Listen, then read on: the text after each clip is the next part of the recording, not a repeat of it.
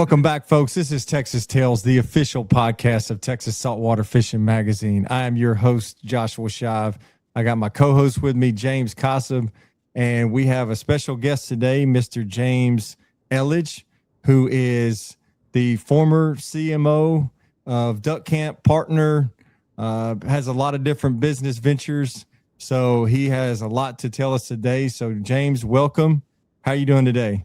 Doing great, man. Thanks for having me on. Pleasure to be here with you guys. No, we appreciate it. Yeah, we truly appreciate it. Got two James in here today.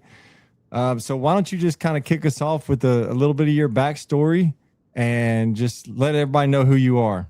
Yeah, for sure. So I'm James Elledge, like you said. I live down in Green, Texas now, here in New Braunfels. I've lived in Austin for 13 years. I grew up in Birmingham, Alabama. Went to school at Vanderbilt in Nashville, as well as Alabama and Tuscaloosa, and then moved to Texas right after the tornado hit Tuscaloosa in 2011. Kind of a crazy way to graduate college. But, I can claim a native Texan. I was born in San Antonio. My dad was stationed in the Army here, so I can say I'm native Texan, even though I haven't lived here my whole life, the majority of my adult life. Right. Yeah, I have two babies, twin 2-year-olds, named Juniper and James. And then, my wife and I moved down here about 3 years ago, and I love living life near the river and a little bit slower pace in Austin. Still love going back to Austin, seeing friends and family, but we're enjoying it here in Green. Yeah, I would say sometimes it's a little bit difficult because my wife is from Dripping Springs, so she's right outside of Austin. And the more that I go in the inner city, the more that I don't want to go back to the inner city. Mm-hmm. And I'm kind of like you. I like a little bit of the outdoors, a little bit of the just getting the kids out, getting them away from the electronics, all that kind of good stuff. So I fully get that low key kind of personal life. Well, I actually work in New Braunfels, so I'm sure you've seen it in the last 3 years. Man, it's miserable. You're part of the problem. I hate to tell you, but I know. Well, I don't really leave the house unless I'm on foot. So it's I patronize the local establishments. We go dancing at Green Hall multiple times a week, and oh my goodness, and go get a margarita at Cantina and just enjoy it. Heck yeah! So now, as a kid growing up, were you always a big hunter and fisherman, or how did that all begin?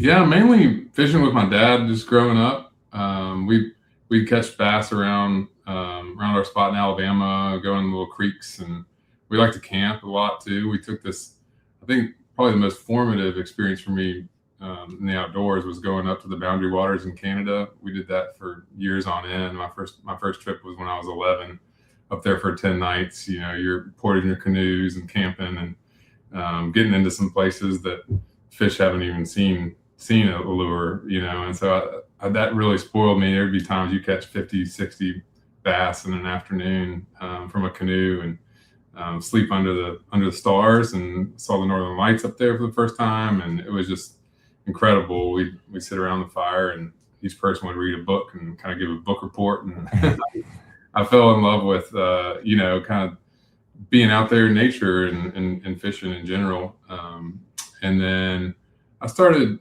deer hunting a little bit more, and just when friends. My dad didn't really hunt a lot. He mainly preferred to fish. So I'd go with friends, like in college, and then got into waterfowl and upland a little bit more in college and after college, and I've been doing it ever since. Now, when you went to college, and what was your degree in? So I was actually a history and English major. I thought I was going to go to law school, and I'm sure glad I didn't.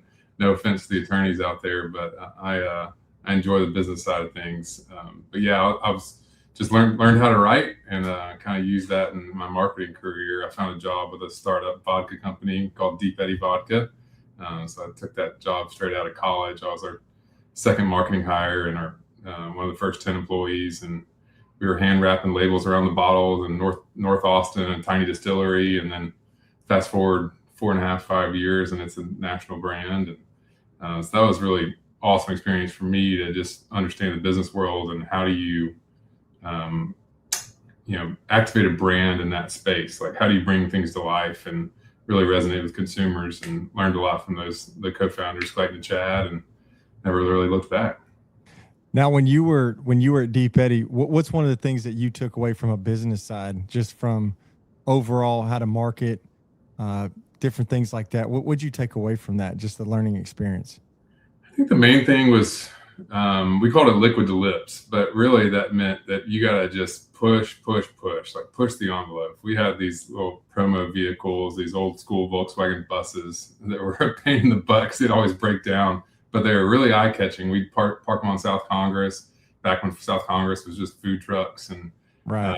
move them around, bring them to music festivals. I'd load up bars and tents and everything else in the little 1962 Volkswagen bus and go activate an event. We'd have our promo girls were dressed like the pinup girls of the 50s, like had the victory curls and everything. And they were like classy and polished and looked great, and they didn't alienate women. And so unlike the, whatever it was, Monster Girls or Red Bull, so a lot of these other liquor brand Jaeger girls, it'd just kind of be a little bit more on the trashy side. And so it was just down to, we would do everything down to every little detail we thought about in terms of how do you activate the brand on site at a music festival.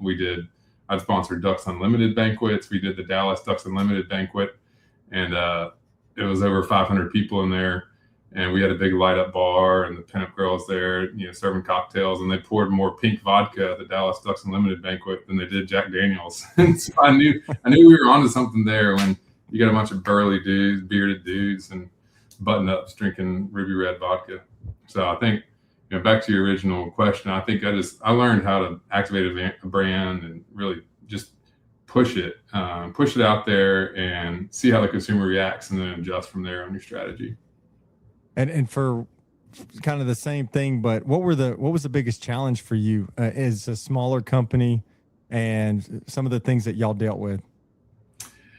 Yeah, I mean, everyone would say when we were first starting it up, and I was just a entry-level employee, but grew a lot with the company as the company started to catch on and we started to gain national distribution. Everyone would say, it's such a crowded market. How are you going to differentiate yourself? Tito's Vodka is also based out of Austin. There's no room for you here. And, I think main thing was like, well, sure, but we can play alongside Tito's Vodka and some of these other successful spirits brands. And like, Deep Eddy with the Ruby Red was really lightning in a bottle, because it was the first flavored vodka that actually used real fruit. Everything before that was just clear, and they just pumped in flavorings, and it was imported. And we kind of took this spin of, hey, we're the classic Americana vodka.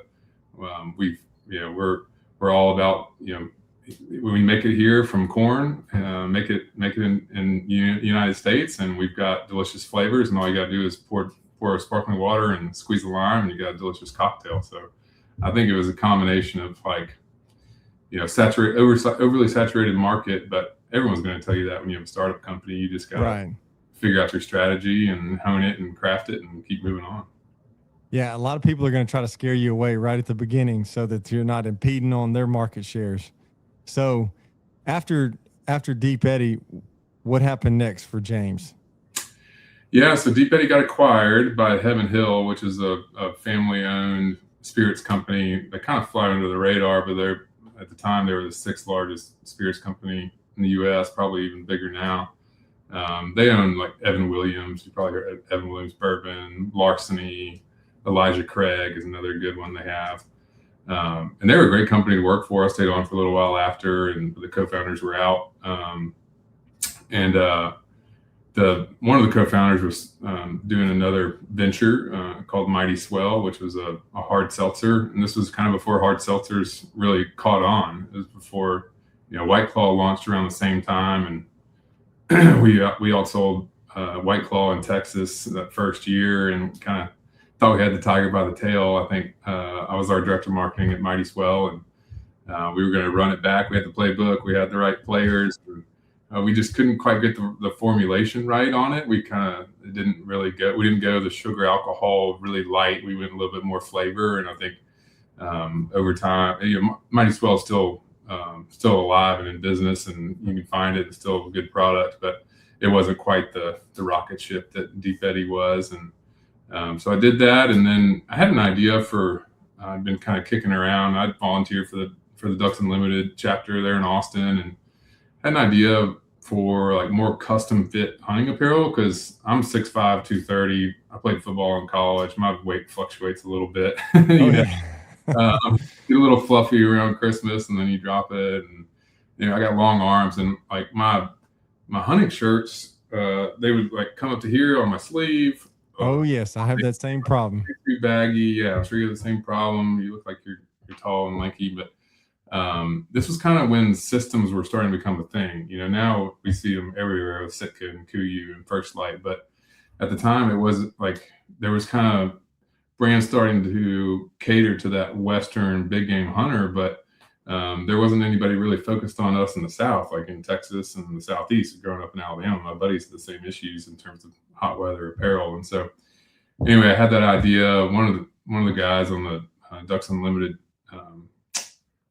chapter had sent out an email, which was actually pretty savvy of him. He just took the email list and said, "Hey, I'm starting this company. I think I'm going to call it Duck Camp. I don't really have much else other than that." And I wrote him back, and I was like, "Hey, man, hey, Sim, I've got a similar idea, and I'm from Alabama, but live in Texas. I know exactly what you're talking about." And we met up for coffee, and one thing led to another, and we met up with our other partner, Marshall, and started meeting at nights and just kind of kicking around our business strategy and go-to-market plan. And then we ended up bringing Duck Camp to market. So Sim is the majority owner, still owns the brand, and then Marshall and I helped start it up with him, and we're minority owners in the business. And that was kind of my journey to Duck Camp. And I think that experience was amazing, because it was totally different for me in terms of in the apparel space, but I knew the foundations of marketing and how do you activate a brand and how do you kind of connect with consumers in an emotional way that sticks. And so that's what we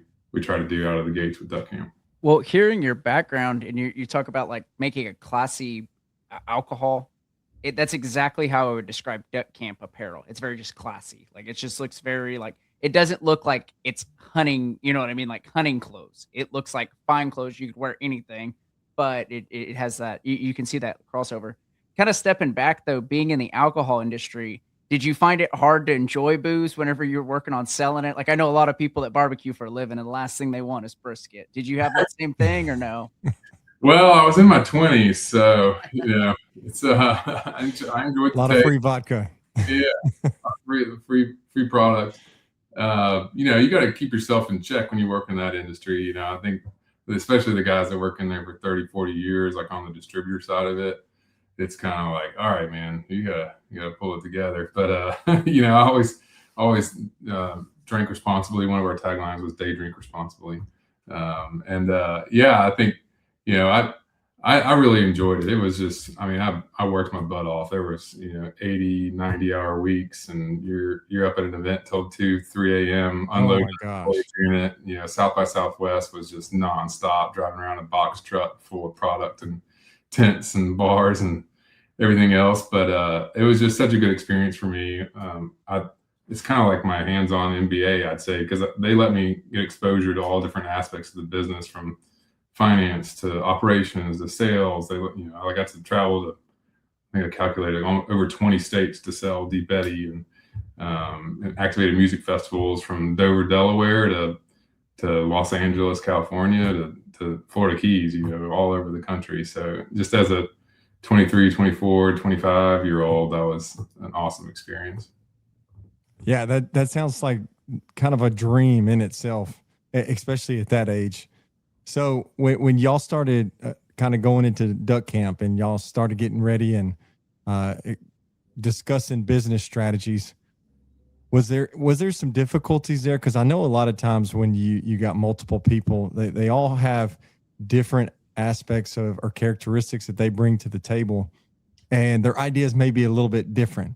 But when you mesh them together, it can become something that's very, very nice.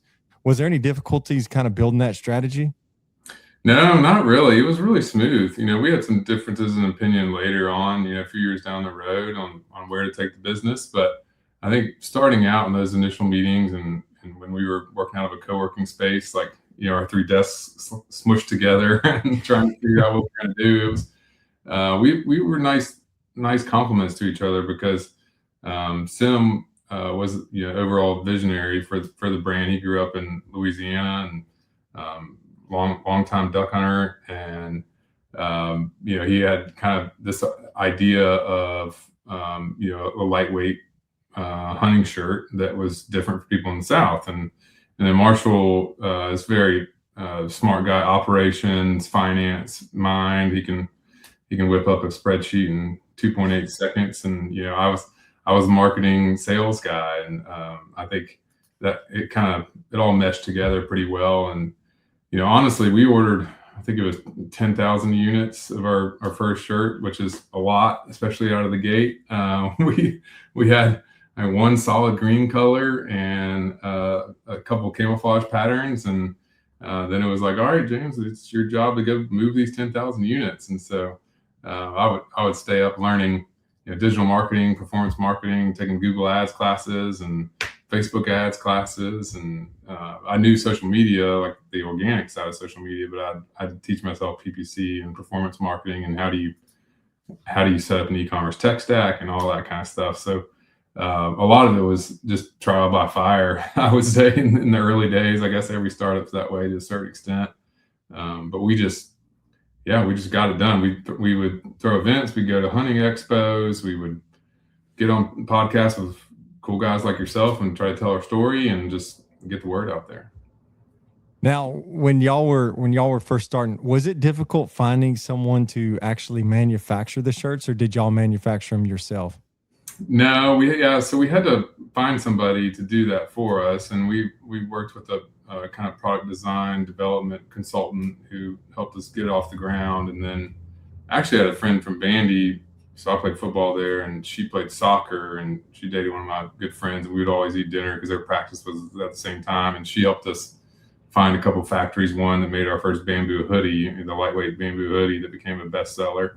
So we just kind of used our networks to connect with reputable factories. And, the thing about, you kind of have to produce overseas. You can make it in the US, like especially in California.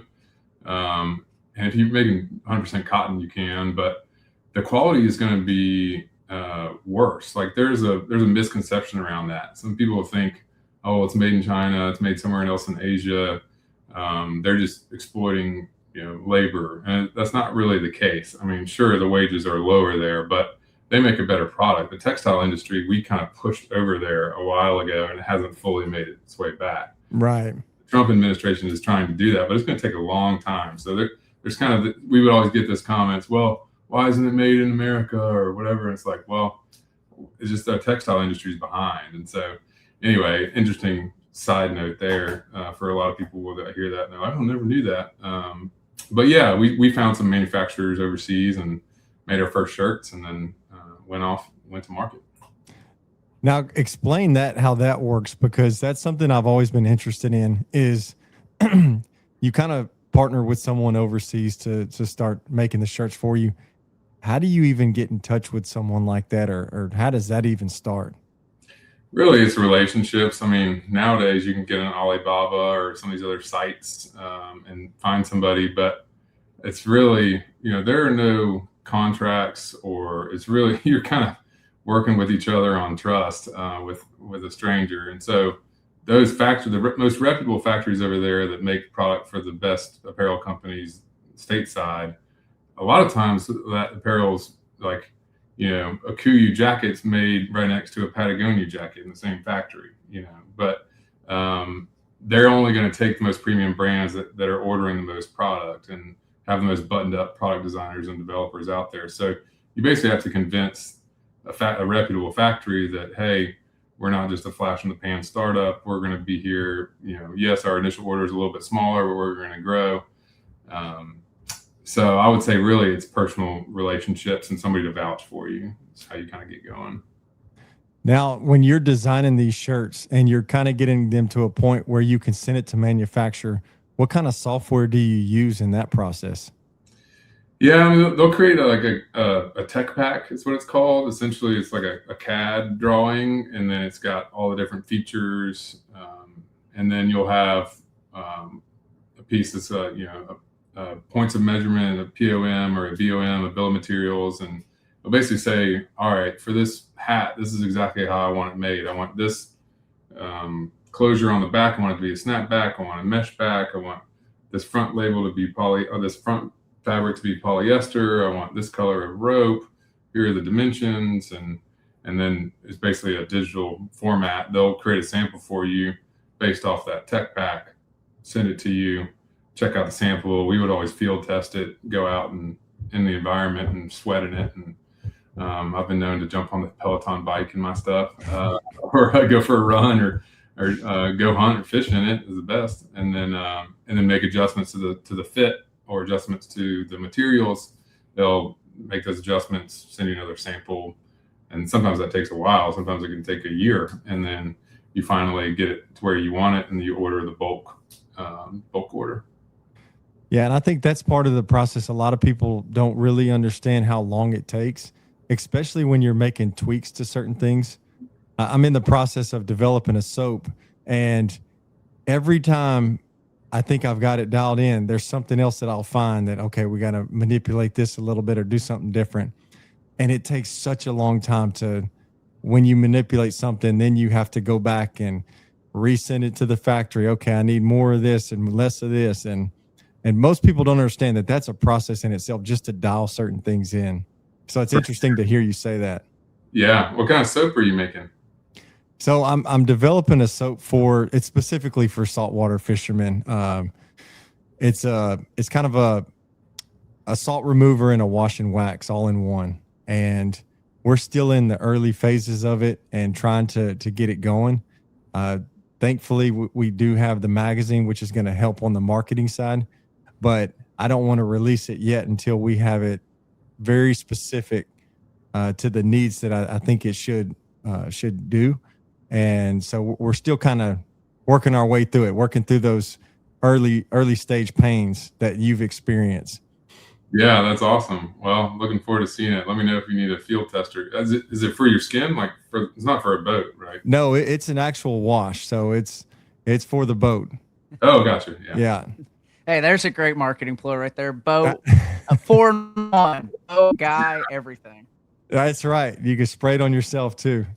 I was thinking it was like Dr. Bronner's, but for saltwater fishermen. I was like, all right, that'd be kind of cool. Hey, that might be the next product out there. So you're kind of getting going with duck camp, and y'all have starting to really gain some traction.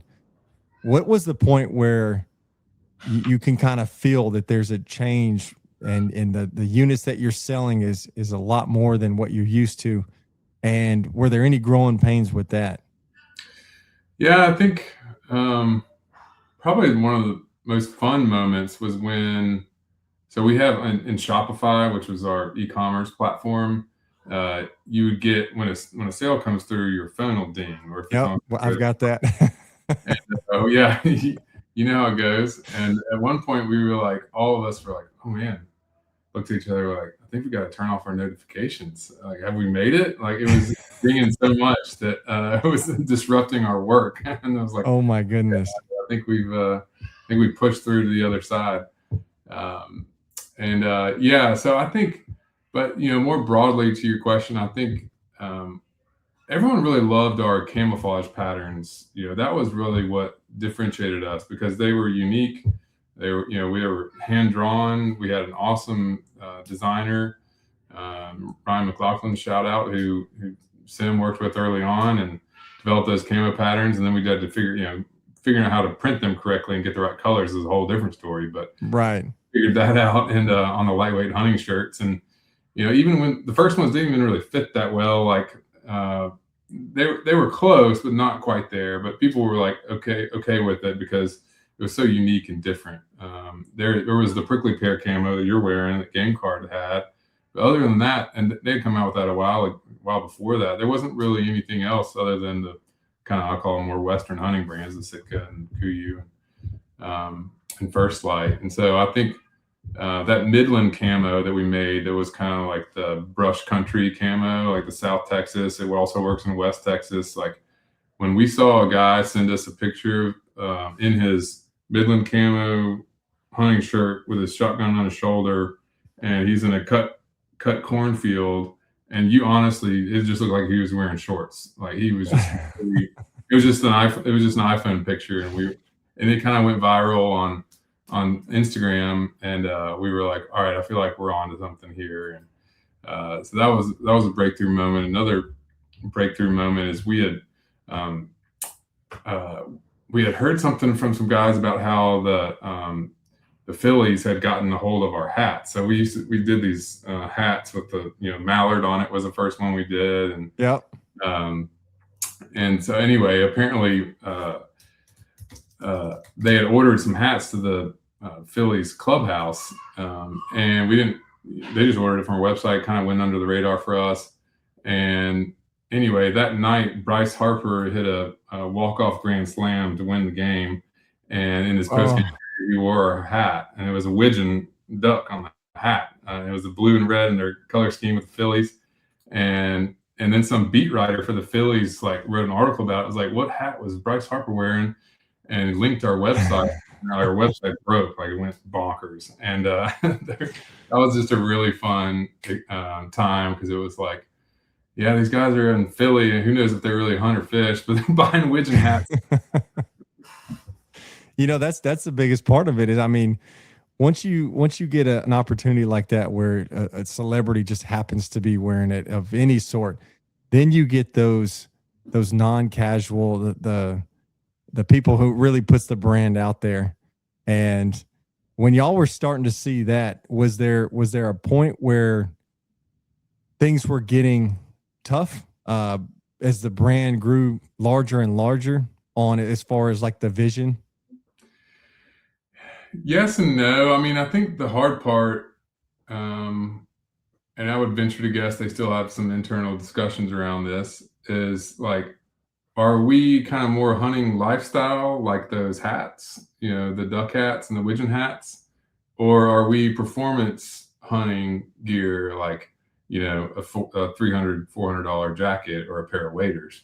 We thought about waders and talked about it for years. They finally put them out. They're great. It's a great product, but they've also got a $30 hat that the guy who moved from New York City to Austin for a job is wearing a mallard hat around. And so it's kind of like, is it which way do you go? Is it this kind of this lifestyle, or is it performance? And I think that's a tough decision for brands, because some people say you might be able to do both, but I think and I think some of the guys that actually live that life, that cast and blast, the hook and bullet life all the time, they probably aren't gonna. They might think of, and you even said it earlier, James, Duck Camp seems like a polished brand. At the time, if I was still in that marketing seat, I would think about that. Not a pejorative, I promise. Yeah, but I mean, I think it's we got a nice brand, but how does it stack up to a Kuiu or First Light or a Sitka? Do people think that pair of waders is just as good as Sitka, but a little bit better price point? So anyway, it was an interesting thing thinking about it from a marketer's perspective, more on the analytical side of things. Even those hat buyers, the thousands of people who bought the widgeon hat in Philadelphia, we had to kind of segment out that data, because those people, we're not going to spend marketing dollars retargeting them, working on retention efforts. They just bought the hat because Bryce Harper was wearing it. Right. But if somebody else comes in and buys 2 Midland hunting shirts on August 15th ahead of our opening day dove season, and they live in San Angelo, Texas, I'm gonna retarget that person. Right. It's an interesting thing to think about in terms of customer segmentation and giving them what they want, and who you define as your customer. So, foregoing the posers wearing the widgeon hats, what is your favorite product you made, from a performance standpoint, that you went, I think this changes the game, or this is different? I would say our merino pieces. At first, it was a merino hoodie, like a half zip merino hoodie.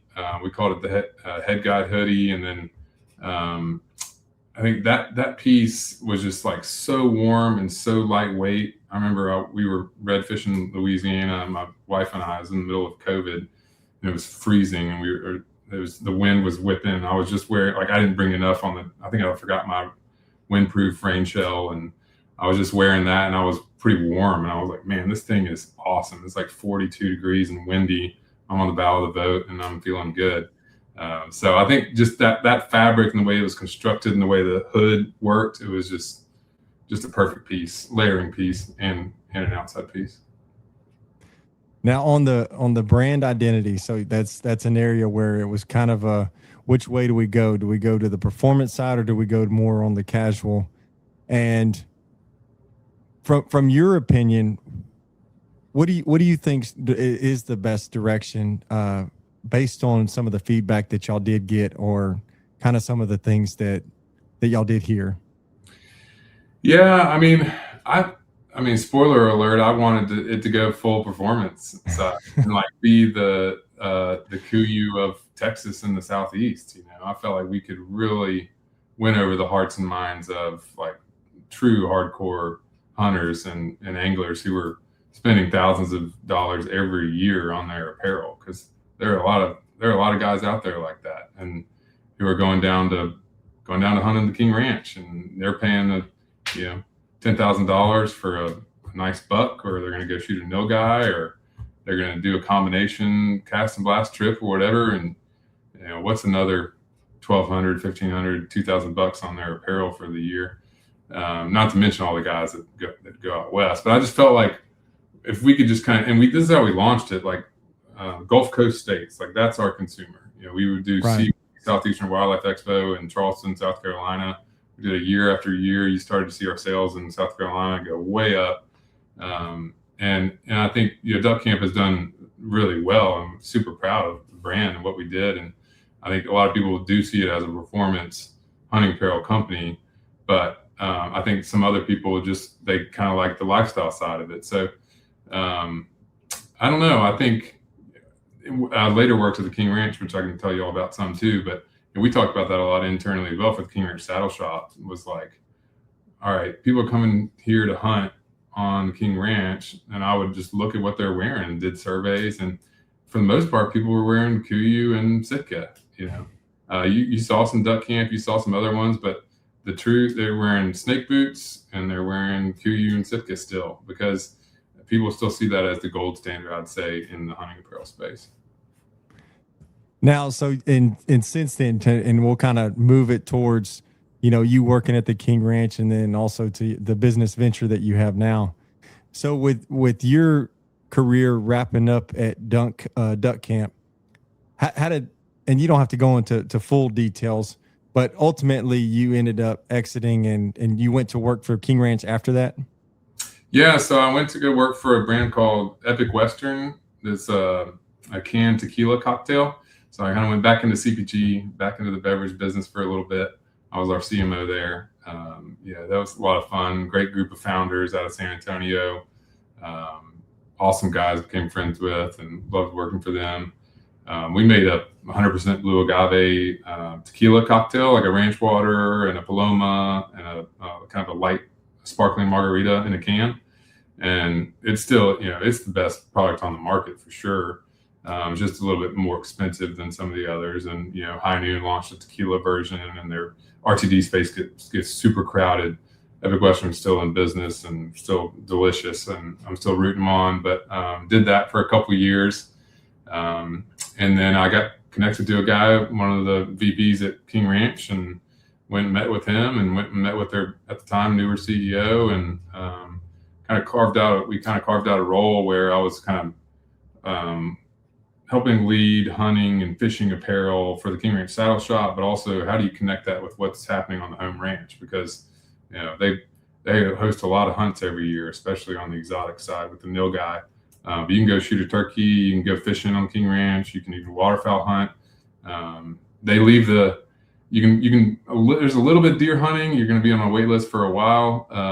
They're not going to let you shoot any of the trophies, but you can sometimes get on, and then they leave the quail for the family, the crown jewel, the wild bob whites down there. But yeah, I was essentially doing, help develop and market and sell hunting and fishing apparel for the King Ranch Saddle Shop business units. There's eight stores, brick and mortar stores, and then e-commerce business that I help build, and then trying to connect that to the home ranch operations. And how many acres is it, the King Ranch? Like 10,000 plus? It's 825,000. Oh, yeah, much more than 10,000 plus. Yeah, it's kind of crazy. They own, I mean, miles and miles of coastline down there. Um, the craziest stat I heard is if you, for all the fence line that's on the King Ranch, if you stretched it all the way out from Kingsville, Texas, it would reach to Boston, Massachusetts. Oh my gosh. A lot I of don't know. T-posts. Yeah, There's a what's the restaurant? The King's Inn restaurant? the famous one. The famous and James, I don't know if you've ever been in that area or if you are anything Little about bit. tartar sauce. They have a tartar sauce that is unreal. It's different, but it is phenomenal. I had a buddy who lives his family lives right down there, right next to the King Ranch, and every time he goes down, he picks up like 3 or 4 jugs of it. It's wild.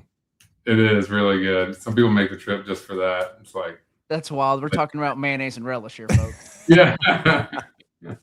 Yeah, the fried shrimp though, man, you gotta get some. Oh yeah. So, as your role at the King Ranch, did you get to do any hunting? Oh yeah, yeah. Luckily, because that was what I was focused on, I got to do a fair amount. They had pretty cool perk. They had an employee like hunting and fishing club where you get certain access to different animals based on your tenure with the company.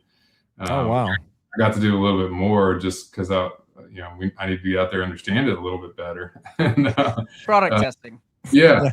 But our CEO loves to hunt too, and so sometimes he would call me up last minute, like, meet me down here. I want to introduce you to so and so. He's coming on the hunt. The SCI guys came down for a weekend. We hunted with them and shot a bunch of turkeys and had some great discussions around conservation and how our partnership would work. So there were some really cool trips like that. Had some barn burner dove white wing hunts. I mean, I've never been to Argentina. I've seen videos, but I mean, this can't be far behind it. So it was awesome. I think the King Ranch does it right. Like they really do take a conservation minded approach to everything they do, and the way they build that quail habitat. And it shows. There are no high fences there. There's it's all managed the right way, and ethical hunters from every family member to the hunters they let on the property. Now, with all the companies that you work for, and I don't want you to put the company that you're currently in the venture with, because you may be a little bit biased, but what was the favorite company that you worked for out of all those interesting alcohol, retail, King Ranch? Man, that's a tough question, because there's so many different phases in life. It's like in my 20s, I had zero responsibility, and Deep Eddy was really fun, and I was just learning so much about the business world. I mean, I would probably say Duck Camp, just like being an owner in a business that took off to a certain extent, and that we proved it out and we made it, and it wasn't a startup that failed, because the vast majority of them do.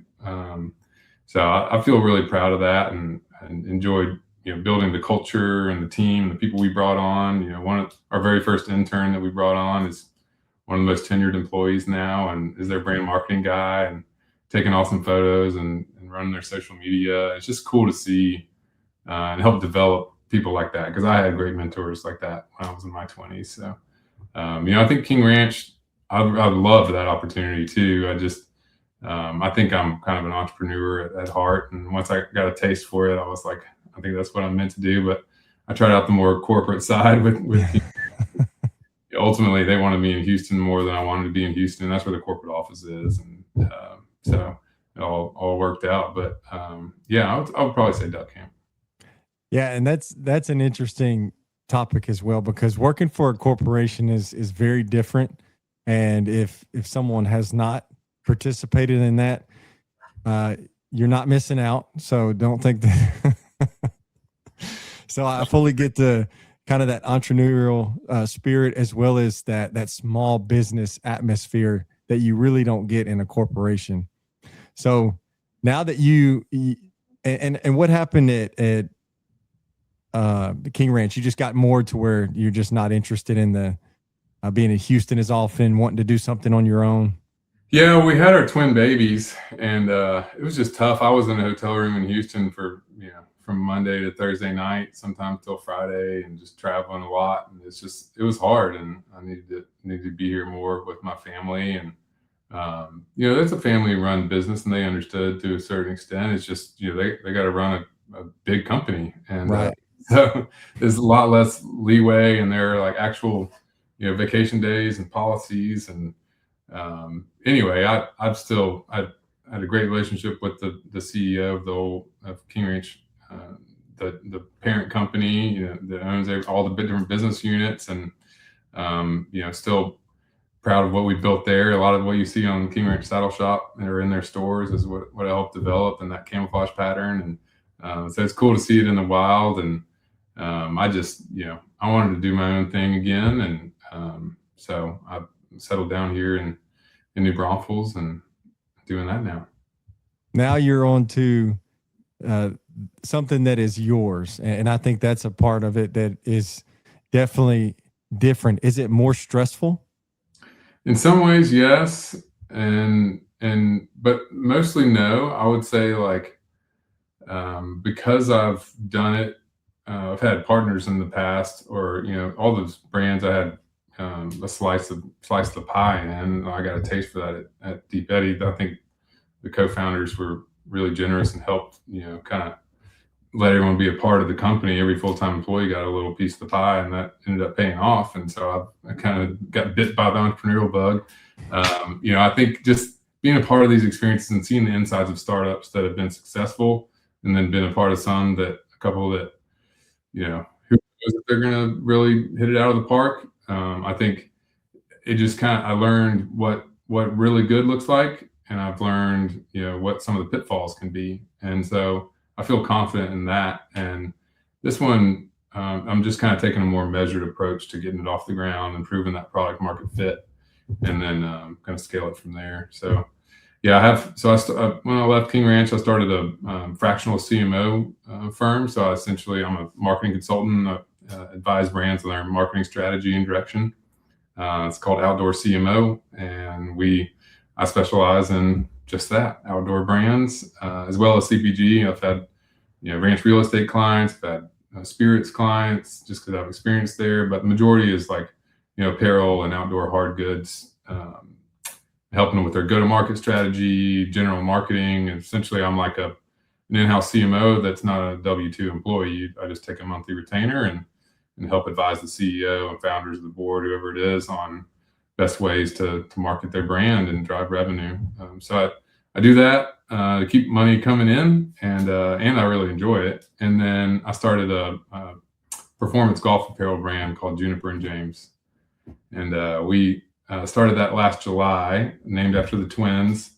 And those are our golf shorts. But we make polos and pants and shorts and belts. And essentially, I learned a lot about performance fabrics at Duck Camp, King Ranch, and through some of these fractional CMO experiences as well. And I felt like there wasn't really a brand for the guy who loves to play golf.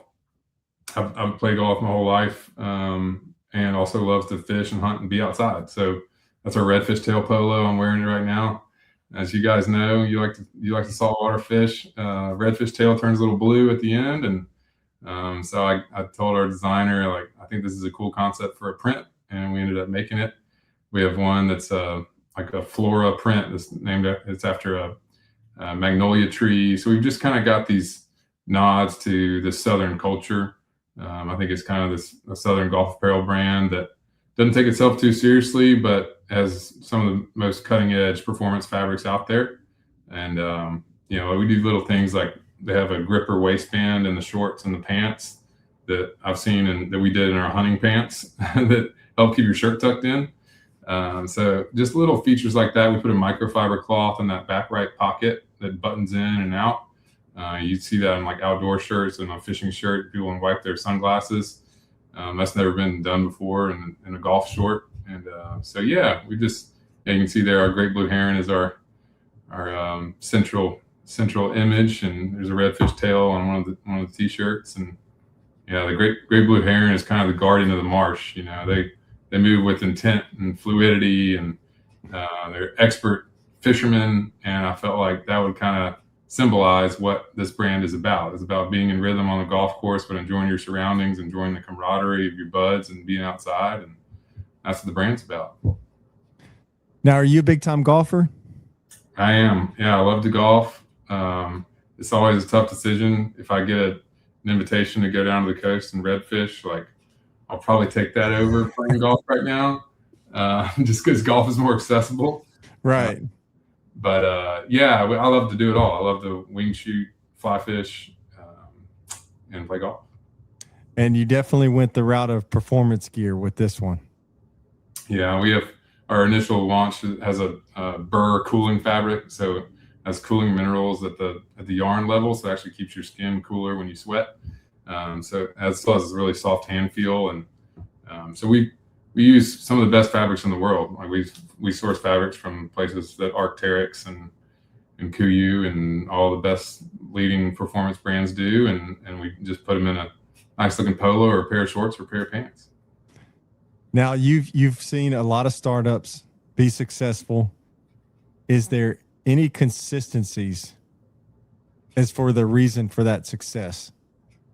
It's a great question. I mean, it's hard to say if there's a silver bullet. I think you need to have a crystal clear vision on who your customer is, what their problem is, first and foremost, to build that product market fit. For Juniper and James, I think it's that there's not really a cool Southern golf apparel brand. They're all based out of California or the Northeast, and they use fabrics that don't work down here. Like even in the outerwear, it still needs to be able to breathe. Like when you wear a quarter zip or a hoodie in the fall. And, I felt like we can make a hot weather performance golf apparel brand because people are playing golf from April, May, June, July, August, even September in Texas and Alabama and Tennessee and Florida. It's hot as hell, and you're still going to go out there and play.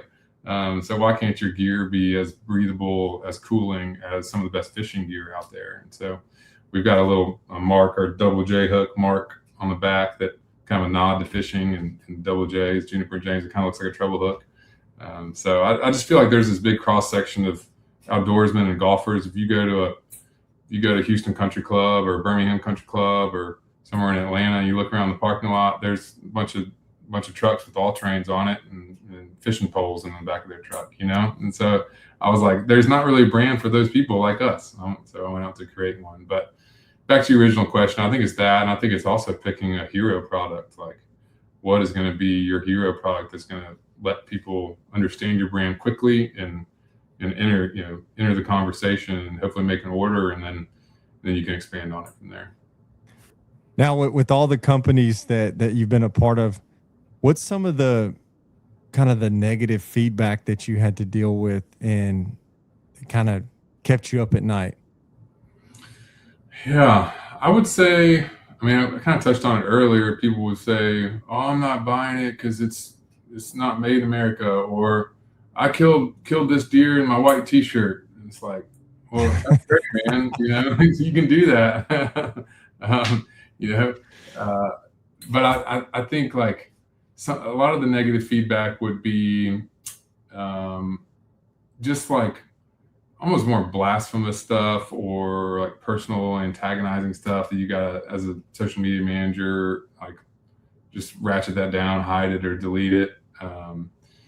I think for the part that's hard is like the people who are upset with your product or something about the customer experience and they don't say anything. That's the hard part. Like, I would rather somebody leave a 1-star review, and say, here's why, it fit really poorly here, or the package came with a hole in it, or whatever it is. And then you can make it right as a business owner or as a brand manager. But when they don't say anything and just keep it, never buy from you again, or they return it and don't give you a reason why, that's something that keeps me up at night. Now, what's next for James Elledge? Oh man, I'm just going to keep building this business. Hopefully make it a family brand. I want my twins, June and James, to run it one day, hopefully. I think it's a ton of fun to work in this outdoor and sports industry, and meet some amazing people. I also really love my fractional CMO business and helping brands out.